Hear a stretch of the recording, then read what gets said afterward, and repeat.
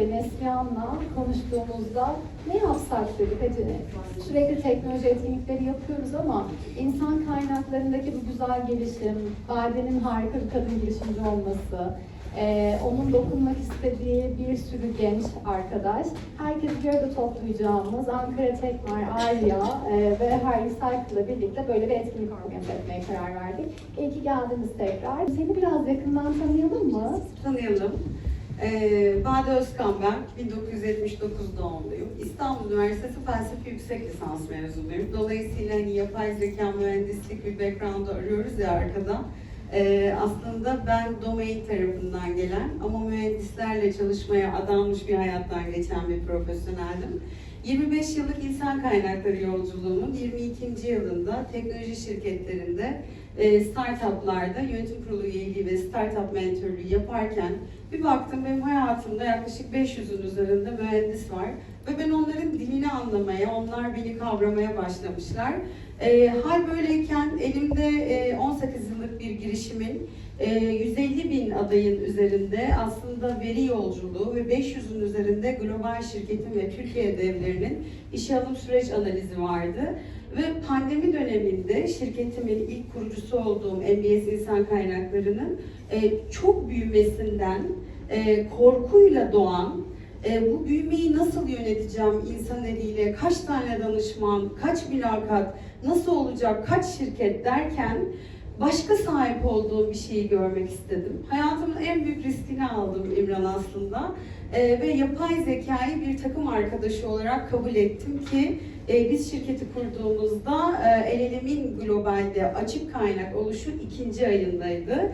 Ne olabilir, ne bitebilir derken o yolculuk beni buraya getirdi. Tam 1 yıldır Harley Cycle kurucu ortağı ve CEO'su olarak görev yapıyorum. Yeteneğe adanmış, tutkulu bir İK'cıyım. İnsan kaynaklarında da çok ciddi bir dönüşüm var aslında.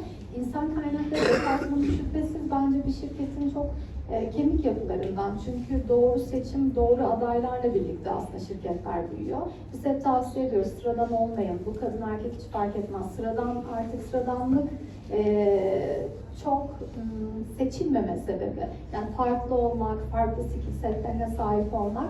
Teknolojide kesinlikle öyle. Sosyal bilimler mezunu da olsanız teknolojiyle kesinlikle iç içe olmak zorundasınız.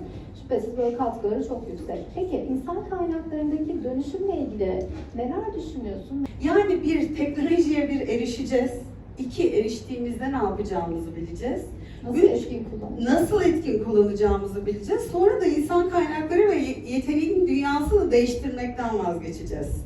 Bunların hepsini de çok hızlı yapmak zorundayız. Bugünden yarına yapmak zorundayız. Burada o yüzden veriler çok önemli. Önümüzdeki 5 yıl içerisinde bugün belki bazı yeteneklerimizle, yetkinliklerimizle benim de yolculuğumda böyle oldu. Bundan 5 yıl öncesinde bizi kraliçe yapan, bizi prenses yapan yetkinliklerimiz 5 yıl sonrasında anlamsız hale geliyor. Dünyanın değiştiğini kabul etmek zorundayız.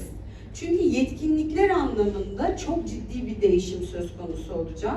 Ben mesleğe atıldığımda İK'cı arkadaşlarım bilirler. Biz yaklaşık böyle 10-12 yetkinlikten bahsederdik. Yok analitik düşünme becerisi, müşteri odaklılık, iletişim. Şunun iletişimin altında 28 tane ayrı, yok sosyal ihtiyacı var mı, yok sosyal becerisi ondan mı geliyor, iknayı da buradan mı döndürüyor? Yetkinlik setleri değiştiği için yeteneğin dünyası değişti. Dolayısıyla bu işin ABC'si, yabancı dili, dijital okuryazarlığı, biz akşamdan sabaha çözümlemek, bunun neden ihtiyaç olduğunu insanların kafasında iyi anlatmak, daha sonrasında da gelip dünya üzerinde rekabete devam edebilen bir ülke olmak adına bu %44'lük değişen yetkinlik setlerini konuşabilmek zorundayız. İnsan kaynakları departmanlarına en çok şunu anlatıyoruz biz İmran. Yapay zeka, lütfen burada olan arkadaşlarla bu konuyu bir kez kapatalım. Sizi replace edemez. Yapay zeka hiçbir insan kaynakları uzmanının yerine geçemez. Yapay zeka bir karar destek mekanizmasıdır. Yapay zeka bir veri analiz cihazıdır. Yapay zeka işlediğiniz ve yüklediğiniz veri kadar çalışır ve sizin hayatınızı verimli hale getirir. Neden verimli hale getirir? Yetenek kıtlığının olduğu yerde sizler işveren markası çalışabilin ve aynı zamanda yeteneği tutundurma ile ilgili projeler yapabilin diye. O zaman ne var? Ben yapay zekanın arkasındaki omurgayı neye göre eğittim? Neye göre seçim kriteri verdim?